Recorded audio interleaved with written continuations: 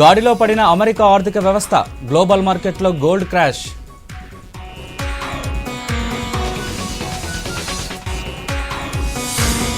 Banking కార్యకలాపాలు పాక్షికంగా బంద్, చట్ట సవరణ బిల్లుపై ఉద్యోగుల ఆగ్రహం.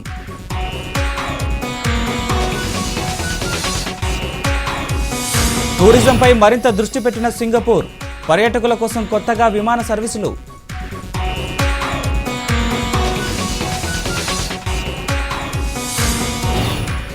విదేశీ ప్రయాణికుల కోసం ఐసీసీఐ బీమా పథకం, ₹1000కే 25 లక్షల.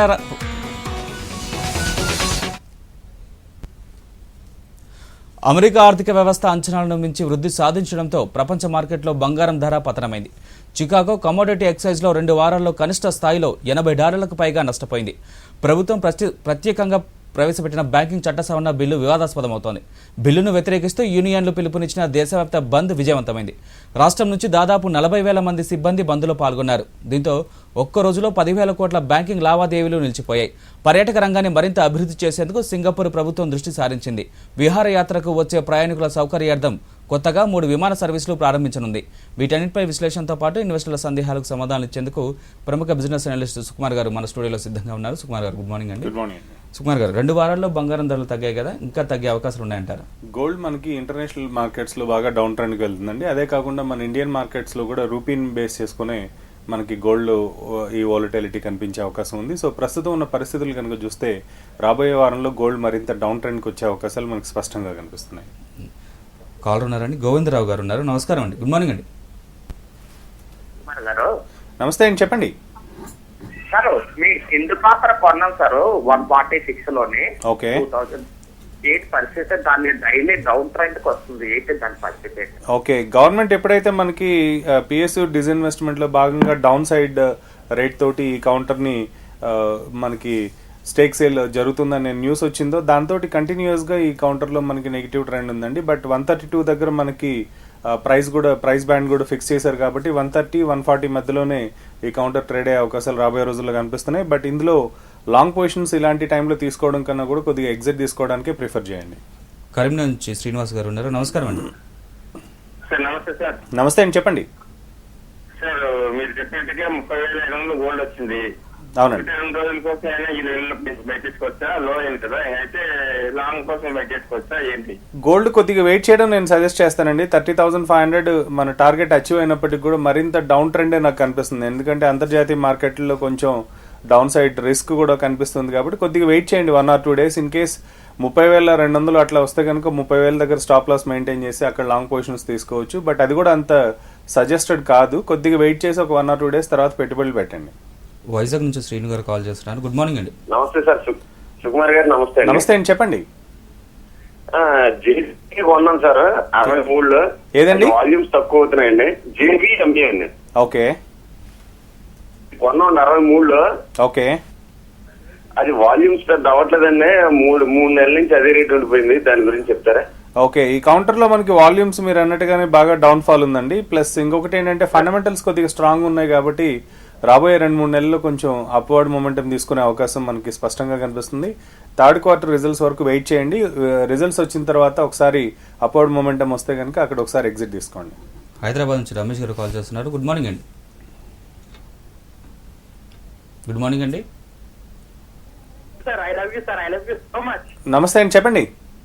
సార్ సిల్వర్ మీరు ఎగ్జాక్ట్ ఏ ప్రైస్ అయితే చెప్పారో అదే ప్రైస్ దగ్గర వచ్చి నిలబడ్డా సార్. అవునండి.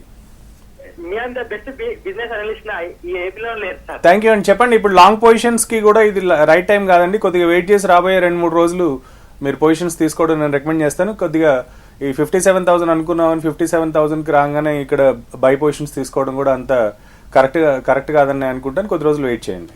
సుకుమార్ గారు, అమెరికా ఆర్థిక వ్యవస్థపై బంగారు ధరలు ఆధారపడడం ఎలా చూడాలంటారు?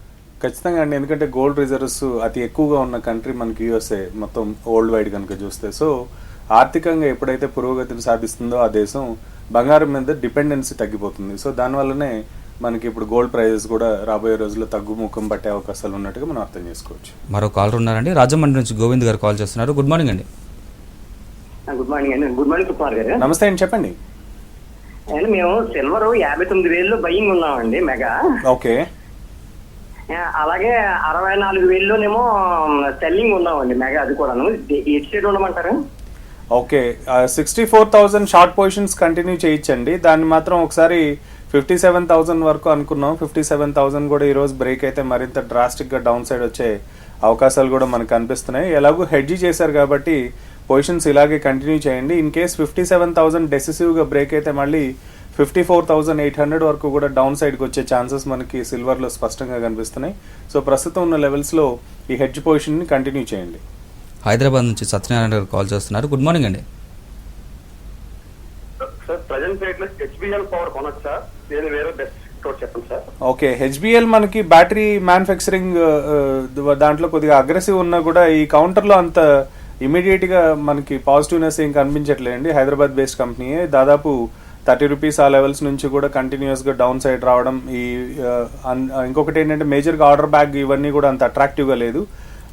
బేసిక్గా ఒకటి గుర్తుపెట్టుకోండి, మార్కెట్స్ మనకి ఎప్పుడు కూడా కన్సాలిడేషన్ అయ్యి మళ్ళీ బుల్ ట్రెండ్లోకి వెళ్ళేటప్పుడు ఫస్ట్ పర్ఫామ్ చేసేది ఫ్రంట్ లైన్ కౌంటర్సే. సో అలాంటి వాటిలో పెట్టుబడులు పెట్టండి, రేదర్ దాన్ ఇలాంటి మిడ్ క్యాప్స్ కానీ స్మాల్ క్యాప్స్ జోలికి వెళ్లకుండా ఫ్రంట్ లైన్ కౌంటర్స్లో కనుక మీరు ఇన్వెస్ట్ చేస్తే మీకు రాబోయే రోజుల్లో మంచి రిటర్న్స్ వచ్చే అవకాశం ఉంటుంది. అండ్ ఫండమెంటల్స్ బుక్స్ వైజ్ చూసిన హెచ్బిఎల్ కొద్దిగా మనకి స్లగ్గిష్గానే కనిపిస్తుంది కాబట్టి ఇలాంటి టైంలో మీరు పెట్టుబడులు పెట్టడం కన్నా కూడా అవాయిడ్ చేయడమని నేను రికమెండ్ చేస్తాను.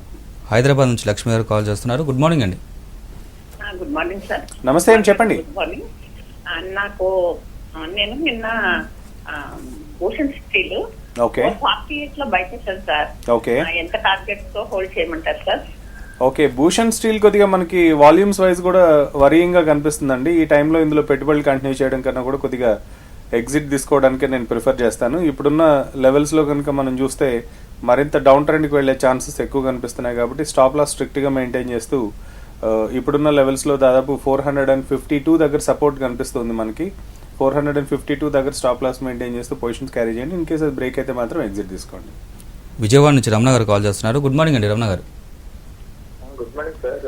నమస్తే అండి, చెప్పండి. నమస్తే అండి, చెప్పండి సార్. సిల్వర్ మొన్న మీరు చెప్పిన లెవెల్లోనే షార్ట్ చేసి మంచి ప్రాఫిట్ చేసామండి, చాలా thank you so much sir. Thank you అండి, చెప్పండి. ఇప్పుడు ఇవాళ ప్రజెంట్ క్రూడ్ లెడ్ గురించి చెప్తారండి సార్. ఓకే, క్రూడ్ మనం అనుకున్నట్టుగా 4848 దగ్గర నుంచి మంచి సపోర్ట్ తీసుకుని పైకి వెళ్తూ ఉందండి. 5120 వరకు కూడా అప్ సైడ్ వెళ్ళే ఛాన్సెస్ ఎక్కువ ఉన్నాయి. బట్ 4952 స్టాప్ లాస్ తోటి ఇప్పుడున్న పరిస్థితుల్లో కూడా క్రూడ్లో మీరు ఇన్వెస్ట్ చేయొచ్చు. జనరల్గా డిసెంబర్లో క్రూడ్లో మంచి మొమెంటం ఉంటుంది Jan 15th వరకు. సో ఇప్పుడున్న పరిస్థితుల్లో 4952 దగ్గర స్టాప్ లాస్ మెయింటైన్ చేస్తూ పొజిషన్స్ క్యారీ చేయండి. గుంటూరు నుంచి రాము గారు కాల్ చేస్తున్నారు. గుడ్ మార్నింగ్ రాము గారు. Good morning sir. నమస్తే అండి, చెప్పండి. గామన్ ఇన్ఫ్రా, ల్యాండ్ ఇన్ఫ్రా ఒక సేమ్ రేట్ ఉన్నాయి కదండి, బయట ఏంటండి అవి రెండు? ఇవి రెండు రిస్క్ ఎక్కువ ఉంటుందండి. ఇన్ఫ్రాస్ట్రక్చర్ కంపెనీస్లో డెట్ ఫ్రీ కంపెనీలు కాదు కాబట్టి ఖచ్చితంగా వీటి మీద ప్రెషర్, ఇంట్రెస్ట్ రేట్ బర్డెన్ కానీ ఇవన్నీ కూడా ఉంటాయి. సో లాంగ్ టర్మ్ ఇన్వెస్ట్మెంట్ అయితే కనుక అవాయిడ్ చేయడం, షార్ట్ టర్మ్ కోసం అయితే ఒక 1 or 2 రూపీస్ కోసం అయితే కనుక డౌన్ సైడ్ ఒక 30-40 పైసెస్ స్టాప్ లాస్ తోటి ఇందులో పొజిషన్స్ తీసుకోవచ్చు. హైదరాబాద్ నుంచి సురేష్ గారు కాల్ చేస్తున్నారు. గుడ్ మార్నింగ్ అండి. నమస్తే అండి, చెప్పండి. సార్ ఈ లెడ్ పొజిషన్ ఎలా ఉందో చెప్తారా? ఏ ప్రైస్లో తీసుకున్నారండి లెడ్ మీరు? ప్రస్తుతానికి అయితే తీసుకోలేదు సార్. ఓకే, ఎట్లా ఉంది? ఆల్మోస్ట్ రెసిస్టెన్స్ లెవెల్ దగ్గరే ఉందండి. 127 దగ్గర ట్రేడ్ అవుతుంది, 126.50 దగ్గర. సో ఇప్పుడు లాంగ్ పొజిషన్ తీసుకోవడం కన్నా కూడా 124 అట్లా వచ్చినప్పుడు ఇందులో పెట్టుబడులు పెట్టండి. సుకుమార్ గారు, బ్యాంకింగ్ సత్యసారణ బిల్లును ఉద్యోగులు ఎందుకు వ్యతిరేకిస్తున్నారంటారు? మేజర్గా అందులో మనకి బ్యాంక్స్ మెర్జర్ అక్విజిషన్స్ ఎక్కువ జరిగే అవకాశాలు ఉంటాయి. అంటే పిఎస్యూ బ్యాంక్స్ ఎక్కువ కూడా మనకి మెర్జ్ అయ్యే ఛాన్సెస్ ఎక్కువ ఉంటాయి. దీనివల్ల ఆపరేషనల్ కాస్ట్ తగ్గడం కానీ, ఎంప్లాయీస్ని తగ్గించి ఎక్కువ పని చేయించుకోవడం ఇలాంటివన్నీ కూడా జరిగే అవకాశాలు ఉన్నాయి. కాబట్టి ఎంప్లాయీ యూనియన్స్ అన్నీ కూడా దీన్ని వ్యతిరేకిస్తున్నట్టుగా మనం అర్థం చేసుకోవచ్చు. బట్ రాబోయే రోజుల్లో సిస్టమ్ మొత్తం మార్పు మనం చూస్తున్నాం కాబట్టి డెఫినెట్గా ఇలాంటి వాటిని స్వాగతించాలి. ఎందుకంటే చేంజెస్ మనకి ఇంటర్నేషనల్ మార్కెట్స్లో చూస్తే కనుక లార్జెస్ట్ బ్యాంక్స్ ఒక 3-4 ఉంటాయి ప్రతి కంట్రీలో. వేరేజ్ మనకి ఏంటంటే ప్రతి స్టేట్కి ఒక 2-3 బ్యాంకులు ఉండడం వల్ల పిఎస్యూ బ్యాంక్స్ కూడా దీనివల్ల ఆపరేషనల్ కాస్ట్ కానివ్వండి, లేకపోతే లోన్ సిండికేషన్ కానివ్వండి, ఇవన్నీ కూడా కొంచెం ఇబ్బంది అయ్యే పరిస్థితి ఉంటుంది. సో దీనివల్ల ఈ బిల్ తోటి మనకి ఆల్మోస్ట్ ఆ స్పీడ్ బ్రేకర్స్ అన్ని కూడా తొలగిపోయే అవకాశం ఉంటుంది. కాబట్టి ఒకవైపు గవర్నమెంట్ ఆ నిర్ణయం తీసుకోవడం జరిగింది, ఇంకోవైపు ఎంప్లాయీ యూనియన్స్ డెఫినెట్గా వాళ్ళకున్న అభద్రతా భావం వల్లనే ఈ ధర్నాలు కానీ లేకపోతే స్ట్రైకులు చేయడం కానీ చేస్తున్నారు. మరో కాల్ ఉన్నారని విశాఖపట్నం నుంచి చిన్నారావు గారు కాల్ చేస్తున్నారు. గుడ్ మార్నింగ్ అండి. నమస్తే sir, Sukumar garu. Good morning అండి. నమస్తే అండి, చెప్పండి. సరే ఈ పేజ్ లో R4 జేపీ తీసుకోవడానికి మనకి ఏమైనా ఓకే, జేపీ అసోసియేట్స్ కొద్దిగా స్ట్రాంగ్ గానే ఉందండి. మార్కెట్స్ కిందికి వచ్చినా కూడా మళ్ళీ రికవరీ వచ్చినప్పుడు చాలా ఫాస్ట్గా రికవరీ అవుతూ మనకి జేపీ అసోసియేట్స్ కనబడుతుంది. ఆర్ పవర్ని అవాయిడ్ చేసి జేపీ అసోసియేట్స్లో ఓ ₹2 కరెంట్ మార్కెట్ ప్రైస్ నుంచి స్టాప్ లాస్ మెయింటైన్ చేస్తూ పొజిషన్స్ తీసుకోండి. కాకినాడ నుంచి సత్యనారాయణ కాల్ చేస్తున్నారు. గుడ్ మార్నింగ్ అండి. హలో, నమస్తే అండి, చెప్పండి. నమస్తే సార్. న్యాచురల్ గ్యాస్ ఇప్పుడు బయట వేసాను సార్. న్యాచురల్ గ్యాస్ కొద్దిగా రిస్క్ ఉందండి. 188 దగ్గర 194 క్రాస్ అయితే కనుక లాంగ్ పొజిషన్స్ తీసుకోవచ్చు. 188 దగ్గర బై చేయడం కన్నా కొద్దిగా వెయిట్ చేయండి. ఇన్ కేస్ 186 అట్లా బ్రేక్ అయితే మళ్ళీ 171 వరకు కూడా డౌన్ సైడ్కి వచ్చే ఛాన్సెస్ ఎక్కువ కనిపిస్తున్నాయి కాబట్టి లాంగ్ పొజిషన్స్ ఈ లెవెల్స్లో తీసుకోవడం అంత సేఫ్ కాదు. సుకుమార్ గారు, విదేశీ రంగంలో బ్యాంకుల